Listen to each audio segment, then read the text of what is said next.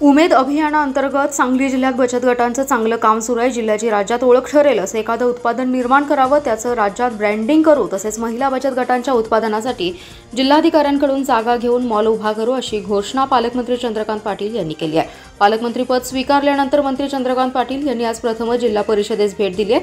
त्यांच्या उपस्थितीत विविध कार्यक्रम घेण्यात आलेत। वसंतदादा सभागृहात झालेल्या कार्यक्रमात बोलताना पालकमंत्री पाटील म्हणाले, राज्याचे माजी मुख्यमंत्री स्वर्गीय वसंतदादांबद्दल गौरवोद्गार काढलेत। या जिल्ह्यामध्ये वर्षानुवर्षे स्वर्गीय वसंतदादांची एक परंपरा आहे। एक राजा कसा असावा आणि त्यानं प्रशासन कसं चालवावं याचं उत्तम उदाहरण वसंतदादांनी जिल्हा आणि राज्यभर घालून दिले। त्यांनी बसवलेली उत्तम घडी आणखी बळकट करण्यासाठी आम्ही प्रयत्न करत आहोत। पंतप्रधान नरेंद्र मोदींनी ग्रामपंचायतींना बळकटी दिली, त्यामुळे ग्रामपंचायतींना थेट निधी मिळू लागलाय।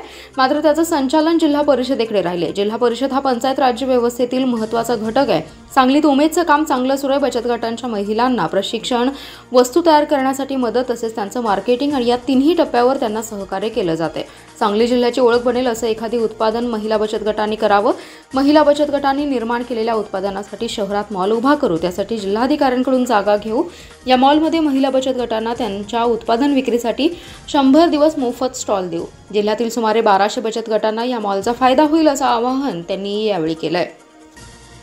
मोठ्या प्रदर्शनाला भेटी दिल्या आणि महिलांना प्रशिक्षण, महिलांना वस्तू तयार करण्यामध्ये मदत, महिलांनी तयार केलेल्या वस्तूंचं मार्केटिंग, हे 3 टप्पे नीट झाले तरच ती महिला पाया उभी राहील।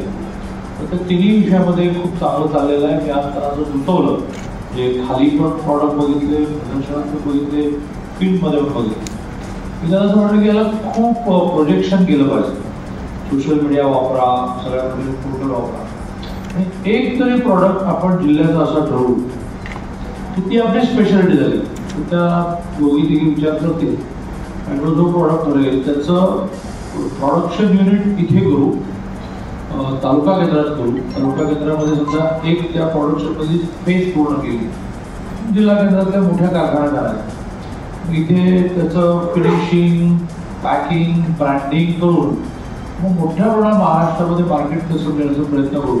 करता करता करता करता तो प्रोडक्ट ही या जिल्ह्याची ओळख झाली पाहिजे असं नजीकच्या काळात करायचं आहे। प्लस मी अमरावतीचा पालकमंत्री असताना आधीच्या पालकमंत्र्यांनी केलेलं